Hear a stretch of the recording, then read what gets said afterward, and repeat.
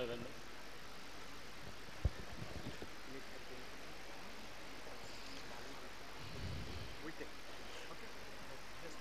వేదిక మీదున్న ఈనాటి ముఖ్య అతిథులు జిల్లా కలెక్టర్ మిత్రులు ఇలంబర్తి గారికి, చెరుకూరి కృష్ణమూర్తి గారు భద్రాద్రి కోఆపరేటివ్ బ్యాంక్ చైర్మన్ గారికి, ఆంజనేయులు గారికి, తిరుమలరావు గారికి, వాసు గారికి, వేదిక మీద ఉన్న ఇతర పెద్దలకి, విచ్చేసిన ఆహ్వానితులకి, విద్యార్థులకు, మీడియా మిత్రులందరికీ కూడా నమస్కారాలు.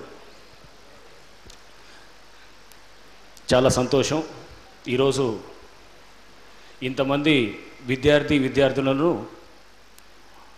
మై డ్యూటీ టువర్డ్స్ సొసైటీ అనేటటువంటిది ఆ సందర్భాన్ని, అంటే ఈ ప్రోగ్రాం సందర్భంగా ఈ సొసైటీ ఈ విధంగా ఆవిర్భావాన్ని అయ్యేటటువంటి ఫంక్షన్లో నేను పాల్గొంటాను అదృష్టంగా భావిస్తున్నాను. చాలా మంచి ప్రోగ్రాం పెట్టారు. లక్షా కాలేజ్ వారు ఎప్పుడు ఏ ప్రోగ్రాం పెట్టినా కానీ కూడా అది కొంత డిఫరెంట్గానే పెడుతూ ఉంటారు. చాలా సంతోషం.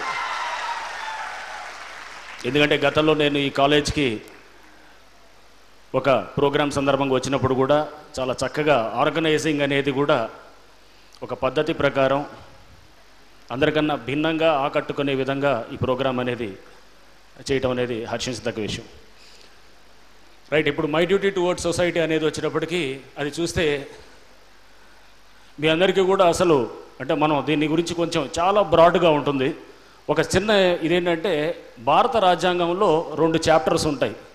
పార్ట్ 4, పార్ట్ 5 అని ఉంటాయి. పార్ట్ 4A అని ఉంటుంది అన్నమాట. భారత రాజ్యాంగంలో రకరకాల పార్ట్స్ ఉంటాయన్నమాట. దాదాపు 25 పార్ట్స్ దాకా ఉన్నాయి. దాంట్లో వచ్చేటప్పటికి 2 పార్ట్స్ అంటే చట్టపరంగా మాట్లాడుతున్నా. ఫస్ట్ రాజ్యాంగపరంగా మాట్లాడుతున్నప్పుడు ఎక్కువ వైలేట్ అయ్యేది ఏంటి అంటే గనక, అంటే ఎక్కువ ఏది పాటించకుండా జరిగేది ఏంటంటే గనక 2 చాప్టర్స్. ఒకటి part 4 directive principles of state policy అన్నమాట. డిపిఎస్పి అంటారు, directive principles of state policy. అంటే భారతదేశం ఎటువైపు వెళ్ళాలి, అంటే ఒక దేశం ఎటువైపు వెళ్ళాలి అనేటటువంటిది రాజ్యానికి ఇచ్చేటటువంటి మార్గదర్శక సూత్రాలని directive principles of state policy అని అంటారు. So part 4. పార్ట్ 4A అనేది తర్వాత ఒక భారత రాజ్యాంగం అమెండ్మెంట్ ద్వారా అది రావటం జరిగింది. అదేంటంటే ఫండమెంటల్ డ్యూటీస్ అంటారనమాట. అంటే ఒక సిటిజన్గా ఒక భారతదేశంలో ఉన్నటువంటి ప్రతి వ్యక్తి కానీ అతని బాధ్యతలుగా ఏం తీసుకోవాలంటే కనుక అది ఆ చాప్టర్లో క్లియర్గా ఉంది. సో ఎక్కువ వైలేట్ అయ్యేది రాజ్యాంగంలో ఈ 2 చాప్టర్స్ అనమాట. అంటే ఒకటక్కడ ఫర్ ఇన్స్టెన్స్ పార్ట్ 4Aలో చూస్తే ఏది మనం మద్యం అనేది దాన్ని పూర్తిగా మనం ప్రొహిబిషన్ వైపు పోవాలనేది పార్ట్ 4లో డైరెక్టివ్ ప్రిన్సిపల్స్ ఆఫ్ స్టేట్ పాలసీలో చెప్తారు. కానీ మనం చూస్తే నీళ్ల కన్నా మనకి ఎక్కువ సారా కానీ లేకపోతే విస్కీ కానీ దొరుకుతూ ఉంటుంది అన్నమాట. సో ఉదాహరణకి అంటే directive principles of state policy. అట్లానే ఇటు వచ్చేటప్పటికి మనం ఫండమెంటల్ డ్యూటీస్లో వచ్చినప్పటికీ ప్రతి వ్యక్తి కూడా చాలా బాధ్యతతోటి అతను సిన్సియారిటీ తోటి అతను విధులు నిర్వహించాలనేది అది చూస్తే మన దేశంలో అది చాలా చాలా తక్కువగా పాటిస్తూ ఉంటారు. సో దీనికి ఉదాహరణ కూడా మళ్ళీ మీరు ఒకసారి సింపుల్ ఎగ్జాంపుల్, ఈ మధ్య మేము క్లీన్ ఖమ్మం డిస్ట్రిక్ట్ ప్రోగ్రామ్ అనేది స్వచ్ఛ భారత్ మిషన్లో భాగంగా మనం ప్రోగ్రాం మొదలెడితే దాదాపు మనం ఒక 3 నెలల క్రితం ఒకసారి ఖమ్మం పట్టణంలో మనం క్లీన్ ఖమ్మం అని తీసుకుంటే దాదాపు 800 ట్రక్కుల చెత్త వచ్చింది. సో ఈసారి మనం ప్రోగ్రామ్ని ఇంకొంచెం ఎక్కువ దాన్ని ఎక్స్టెన్సివ్గా మనం చేస్తే దాదాపు 10,000 లారీల చెత్త తీసాం. బట్ తీస్తున్నప్పుడు మనకు అర్థమైంది ఏంటంటే దాదాపు ఇది తీయాలంటే ఈ జిల్లాలో 5 లక్షల 6 లక్షల లారీల చెత్త తీస్తే తప్ప ఒక కొలిక్కి రాదు అనేటటువంటి భావన అనేది ఇప్పుడు అర్థమైందనమాట. అంటే ఇంత చెత్త పోవడానికి కారణం ఏంటంటే మనలో ప్రతి వాళ్ళలో ఉన్న నిర్లక్ష్యం. ఆ నిర్లక్ష్యం అనేది ప్రతి వాళ్ళు కూడా వాళ్ళ ఇల్లు వాళ్ళు శుభ్రం చేసుకుంటారు, పక్కన ఇల్లు ఎట్లున్నా పర్వాలేదు అనుకుంటారు. ఈ భావన అందరిలో ఉంటుందని నేను అన్ను. 80% మంది అందరూ కూడా జనరల్గా లా అబైడింగ్ ఉంటారు, సొసైటీ పరంగా బాధ్యతలతోటి ఉంటారు. బట్ ఒక 20-15% వచ్చేటప్పటికి కొంత నిర్లక్ష్య ధోరణి, ఏముందిలే మనకు కాదులే చట్టాలు లేకపోతే మనకు కాదులే ఈ రెగ్యులేషన్స్ అనుకునేటువంటి భావన ఆ 15-20%లో ఉంటుంది. ఆ 15-20% వల్ల తక్కిన 80% కూడా ఇదే దారిలోకి వచ్చేయటం జరుగుతుందన్నమాట. సో ఇదే మళ్ళీ సపోజ్ అమెరికాకి వెళ్ళాం అనుకోండి. అమెరికాకి వెళ్ళేటప్పటికి అక్కడ మనం చెత్త వేయాలన్నా రోడ్డు మీద వేయరనమాట. ఎందుకు వేయరు? అక్కడ సొసైటీ కొన్ని అక్కడ ఉన్నటువంటి ఏది రెగ్యులేషన్స్ కానివ్వండి, అక్కడ ఉన్నటువంటి వాల్యూ సిస్టమ్ కానివ్వండి, అక్కడ ఉన్నటువంటి పద్ధతులు కానివ్వండి, దానికి అలవాటు పడ్డది. సో ఒకే వ్యక్తి స్ప్లిట్ పర్సనాలిటీ లాగా, అంటే ఇక్కడ ఒకలాగా ఉంటాడు, అక్కడ ఒకలాగా ఉంటాడు, అంటే అపరిచితుడు లాగా బిహేవ్ చేయటం అనేది మనం ఎందుకు వస్తుందంటే సమాజంలో, అంటే సొసైటీలో ఉన్నటువంటి దీనితోటి అనమాట. సో అందుకోసం నేను ఈ మధ్య చిన్న ఉదాహరణ కూడా చెప్తాను. నేను ఈ మధ్య సమ్మర్లో యూకేకి వెళ్ళాను, లండన్కి వెళ్ళినప్పుడు ఫ్యామిలీతో వెళ్ళాను. స్కాట్లాండ్కి వెళ్ళాను అనమాట. స్కాట్లాండ్లో అక్కడ మామూలుగా ఏమంటారంటే స్కాట్లాండ్ హైలాండ్స్ అని అంటారు, మీకు తెలుసు. అదంతా ఏంటంటే అడవుల్లాగా ఉంటాయి. ఆ స్కాట్లాండ్ హైలాండ్స్కి వెళ్ళినప్పుడు అక్కడ కారులో వెళ్తూ ఉన్నాం. మా దగ్గర ఒక కారు డ్రైవరు డేవిడ్ అని చెప్పి అతను వచ్చాడు మాతోటి. అతను బుద్ధిస్టు. మనం జనరల్గా అనుకుంటాం అనమాట, వీళ్ళు ఎట్లా ఉంటారు, వీళ్ళంతా పొద్దున్న లెగిస్తే వీళ్ళు ఏంటంటే వీళ్ళు రోజు ఇది మాంసాహారం లేదా మద్యం ఇట్లా అనేది. అతను నాన్ వెజిటేరియన్ తినడు, ఎక్కడ మద్యం తీసుకోడు, బుద్ధిస్టు. అటువంటి అతను మా డ్రైవర్గా వచ్చాడు. వచ్చినప్పుడు నేను ఒక చోట మా అబ్బాయి అతను 6th క్లాస్ చదువుతున్నాడు. ఒక అరటిపండు తిని ఊరిన అట్లా ఊరి బయట ఎక్కడో అడవుల్లో చెట్లలో ఒక అరటి తొక్కను పడేసినప్పుడు అతను తీసి వెంటనే కారులో పెట్టాడు. నేను ఏంటి డేవిడ్, ఏంటి ఇట్లా నువ్వు అది ఎక్కడో చెట్లలో పడేసిన దాన్ని కూడా నువ్వు తీసి లోపల పెడుతున్నావేంటి, అది బయోడిగ్రేడబుల్ కదా, అది అట్లా కలిసిపోతుంది కదా అని అంటే, లేదు మీరు అట్లా దాంట్లో వేయటం అనేది మీరు వేశారు బాగానే ఉంది, కానీ అది ఒక అలవాటుగా మారి రేపు ఎక్కడంటే అక్కడ మీరు అలవాటును మార్చుకోరనే దాంతో మేము ఇట్లా తీసి కారులో పెట్టుకుంటున్నాం అని చెప్పేసి చెప్పాడన్నమాట. సో ఇది అంటే మన నైజాన్ని మనం చూస్తే కనుక ఒకసారి మనం విశ్లేషిస్తే ఒక చిన్న కథ కూడా నాకు గుర్తు ఉంటుంది, జనరల్గా గుర్తు వస్తుంటుంది. ఒక రాజు ఏం చేస్తాడంటే ఒక ఇంటి బయట, అంటే అతని రాజవాసం బయట, అతని ప్యాలెస్ బయట ఒక పెద్ద వెజల్ పెడతాడు, ఒక పెద్ద యుటెన్సిల్ లాంటిది పెట్టి ప్రతి వాళ్ళు వచ్చేసి దాంట్లో అక్కడ రాజ్యంలో ఉన్న వాళ్ళు ప్రతి వాళ్ళు వచ్చేసి తల మీకు ఒక గ్లాసు పాలు పోసి వెళ్ళమంటాడు అనమాట. ప్రతి వాళ్ళని ఒక గ్లాసు పాలు పోసి వెళ్ళమంటే అట్లా అందరూ సాయంత్రం అయ్యేటప్పుడు చూసుకుంటే దాంట్లో అన్ని నీళ్ళే ఉంటాయన్నమాట. పాలు తక్కువ ఉంటాయి, నీళ్ళు ఎక్కువ ఉంటాయన్నమాట.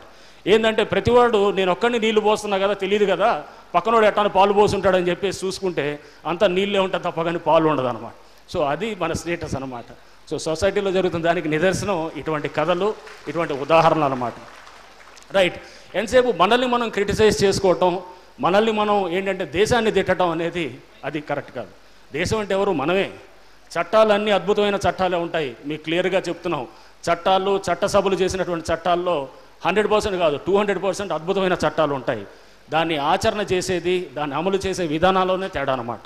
అట్లానే మనలో కూడా, మన డ్యూటీస్లో కూడా ఏంటంటే మనందరం కూడా ఏంటంటే ప్రతివాడు చూస్తుంటాం, ట్రాఫిక్ లైట్ దగ్గర ఎవరో ఒకవేళ కానిస్టేబుల్ లేకపోతే ఒకలాగా ఉంటాం, కానిస్టేబుల్ ఉంటే ఇంకొకలాగా ఉంటాం. సో అంటే ప్రతినిత్యం కూడా మనల్ని ఎవడో వాచ్ చేస్తుంటేనే మనం ఒకలాగా ఉంటాం అనేది ఒక పద్ధతి మనం అలవాటు అయింది. ఈ పద్ధతులు అలవాటు అవ్వడానికి, పద్ధతులు అలవాటు అవ్వాలనేది కూడా ఎట్లా అవుతాయి? మనం జనరల్గా ఏం చేస్తాం, కుడి చేత్తో అన్నం తింటాం, అలవాటుగా చేసుకుంటూ ఉంటాం, కుడి చేత్తో అన్నం తింటూ ఉంటాం. లేకపోతే కనుక దేవుడి దగ్గర గుళ్ళోకి వెళ్ళేటప్పుడు చెప్పులు వదిలేసి మనం దండం పెట్టుకుంటుంటాం. ఇవన్నీ అలవాట్లు, నేర్పించిన అలవాట్లు. అంటే మనం ఒక పద్ధతిని ఒకదాన్ని మనం పాటిస్తే, అది 4 సార్లు పాటిస్తే అది ఒక హ్యాబిట్ అవుతుంది. ఆ హ్యాబిట్ అనేది అది నిలిచిపోయేటటువంటిది ఉంటుంది. సో మనం తీసుకునేటువంటి, మనం ఏ పద్ధతులు అయితే మనం అవలంబిస్తామో, మీరు కనుక మీరు ట్రాఫిక్ సిగ్నల్ దగ్గర మీరు ఆగి 10 మంది ఆగుతుండేటట్టు కూడా మీరు ఒకళ్ళు, ఇద్దరు, ముగ్గురు ఇట్లా మొదలైతే కనుక ఏదైనా కానీ కూడా మీరు గుర్తుపెట్టుకోవాలి, మీరు మొదలెట్టే దానికి మీరు ఎప్పుడు కూడా ఒంటరిగా ఫీల్ అవ్వద్దు.